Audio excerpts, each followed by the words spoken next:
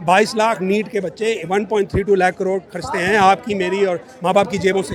तो जब इतना पैसा लगा होगा तो व्यवस्था उसको लूटने की कोशिश करेगी और यही हो रहा है। पागलपन की यही डेफिनेशन है। आप यही करते रहेंगे तो नीट की पेपर लीक होते रहेंगे। आप देखिए 2 साल पहले भी हुआ था, यही सज्जन थे। क्या डिफरेंस हुआ कि इतना बड़ा जन आंदोलन हो कि आवाज़ जो है वो इक्का दुक्का नहीं पूरी जनता की दिखे और पूरे भारतवर्ष की दिखे। जंतर मंतर में आने का उद्देश्य क्या है? इतनी गर्मी में धूप में आप डटे हुए हैं, क्या उद्देश्य? सत्याग्रह जो गांधी जी ने सिखाया था, हम वही पढ़ के सुने हैं कि ये जो देश है ये जनता के लिए है। ये गवर्नमेंट जो है ये जनता के लिए है, हमारे लिए काम कर रही है। और ये एक आवाज़ उठी है जन आंदोलन की, जो कि बहुत पहली बार भी उठी है। पर इस वक्त अगर आप आगे बढ़ के इसको सपोर्ट नहीं करेंगे तो आप भारतीय कहलाने लायक नहीं। क्यों? बिकॉज हम चाह रहे हैं अगली पीढ़ी का भविष्य एटलीस्ट ब्राइट हो, आगे उसमें उनको होप दिखे, उनको ये आशा दिखे कि हम और आगे करते। ये जुड़ने की और ये पेपर लीक का मुद्दा तो मेरे दिल को बहुत क्लोज है, क्योंकि मैं खुद जेईई से निकला हूँ, IIT का इंजीनियर। मैंने देखा है कितना मुश्किल होती है, कितना तनाव पड़ता है, बट आगे आशा होती है। और इसी ज़मीन का उपजूँ, इसी सिस्टम की उपजूँ, तो जब मैं पहुँच सकता हूँ तो आगे पीढ़ियों को हमसे दुगनी अपॉर्चुनिटी मिलनी चाहिए, कम नहीं। अभी तो आधी से भी कम लग रही है और मेरा काम है कि मैं आगे बढ़ूँ। लेकिन जनता द्वारा चुनी हुई सरकार है, जनता के हित के लिए लगातार काम कर रही है, फिर भी आप लोग उसके खिलाफ आंदोलन कर रहे हैं, प्रदर्शन कर रहे हैं। देखिए, डेमोक्रेसी का मतलब ये नहीं है कि आपने 5 साल में एक बार वोट दे दिया। डेमोक्रेसी का मतलब ये है कि आप उस सरकार को अकाउंटेबल रखें और अपनी मांगे रखें, चाहे वो हफ्ते में 3 बार हो, चाहे साल में 3 बार हो, या आंदोलन के थ्रू। तो ये हमारा फ़र्ज़ बनता है, अगर हम भारत माता से प्यार करते हैं, कि हम अपने जितनी भी गवर्नमेंट्स हैं उनको अकाउंटेबल रखें। तो चुनी हुई, हमने ये तो नहीं कहा कि हर जगह हम कह रहे हैं नीतियाँ बदलिए, हम कह रहे हैं प्रॉब्लम के आप सोल्यूशन ढूंढिए, सुलझाइए गुत्थी को। हम ये मांग कर रहे हैं, यही तो मांग कर रहे हैं। ये तो नहीं कहा ना कि आप गवर्नमेंट हटा दीजिए। अब वो मुद्दा अलग है कि आप दल बदल का कानून जिस तरह बना रखा है कि मैंने आपको वोट दिया एक मुद्दे पे, आपने दल बदल लिया तो मेरे साथ तो फ्रॉड हुआ, उसकी किसकी अकाउंटेबिलिटी? किसी की नहीं है।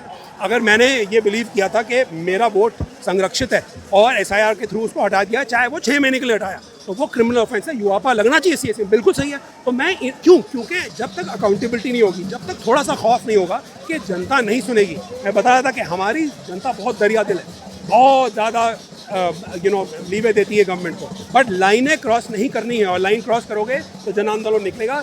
ये आवाज़ गूंजनी चाहिए इस सरकार में और आगे की सरकारों में। आप जन आंदोलन की बात कर रहे हैं, लेकिन इस सरकार में देखा गया जो लोग प्रदर्शन करते हैं, विरोध करते हैं, उन्हें देशद्रोही, पाकिस्तानी और खालिस्तानी का नाम दे दिया जाता है। तो क्या डर नहीं लगता आपको? देखिए, अगर आप समझते हैं कोई भी आंदोलन में लोग उल्टी बात या आप पे तहमत नहीं लगाएंगे तो आप बेवकूफ़ी की बात समझ रहे हैं। जो लोग ब्रिटिश को सपोर्ट करते थे वो इनको भी बोलते थे कि हम सैवेजेस हैं, हम अकेले मैनेज नहीं कर पाएंगे। और तो आप 100 साल पहले जाएं या आप 70 के दशक में जाएं, आप 2000 के दशक में, हमेशा दूसरी वॉइस मिलेगी, होनी भी चाहिए। ये डेमोक्रेसी है। मैं अपनी पेट्रियटिज्म पे कॉन्फिडेंट हूँ। मुझे किसी से सर्टिफिकेट जरूरत नहीं है। आप मुझे पाकिस्तानी बुलाएं, ब्रिटानिया का बुलाएं, एंटी नेशनल बुलाएं, नेशनलिज्म होता है जब आप अपने से बाहर देख के अगले तबके को मदद करने की जरूरत पड़े। आप चाहें कि आपका वोट, मेरा वोट, दोनों संरक्षित हो। ये नहीं कि मेरी माली हार ठीक है, मेरे बच्चे ठीक हैं, तो मैं घर पे बैठूं। ये ही डिफरेंस है नेशनलिज्म में। और जब भारत माता को पीड़ा हो रही होती है तो सामने उतर के उनको मदद करनी पड़ेगी, घर बैठ के नहीं। तो जो मर्जी कहें, माँ को बचाने के लिए 4 गालियाँ पड़ भी गई तो कौन सी बड़ी बात है? पेपर लीक के आप मुख्य जिम्मेदार किसे मानते हैं? आखिर इसकी जिम्मेदारी किसकी है? देखिए, एंड द एंड व्यवस्था बनाई गई है जिसके पीछे करप्शन है, और फाइनली हर चीज़ में एक इकोनॉमिक बेनिफिट होता है, एक आर्थिक फ़ायदा होता है।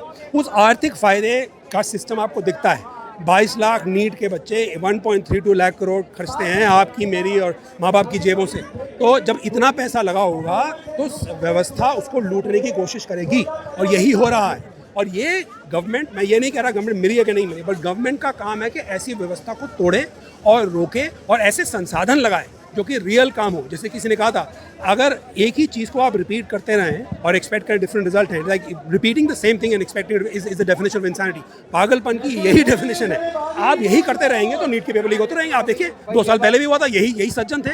क्या डिफरेंस हुआ? तो इस बार ये चेंज है, ये डिफरेंस है। और ये इस बात इनको समझनी पड़ेगी कि अगर बूंद बूंद सागर बनता, आज ये सारी बूंदें इकट्ठा हुई हैं, तो अगर सैलाब कभी आया तो वो सैलाब इस व्यवस्था के अगेंस्ट आएगा। और करप्शन को कॉल आउट करो, उसको पकड़ो। ये 6 महीने में सॉल्व हो सकती है अगर ये उस पे अगर ये बल पे आए, जितनी स्ट्रांग गवर्नमेंट कही जाती है। तो इसमें तो कम से कम कर दो। ये तो भविष्य का सवाल है बच्चों का, इसमें कोई पॉलिटिक्स करने की जरूरत ही नहीं है। क्या लगता है अगर सैलाब आएगा तो सरकार को बहा ले जाएगा?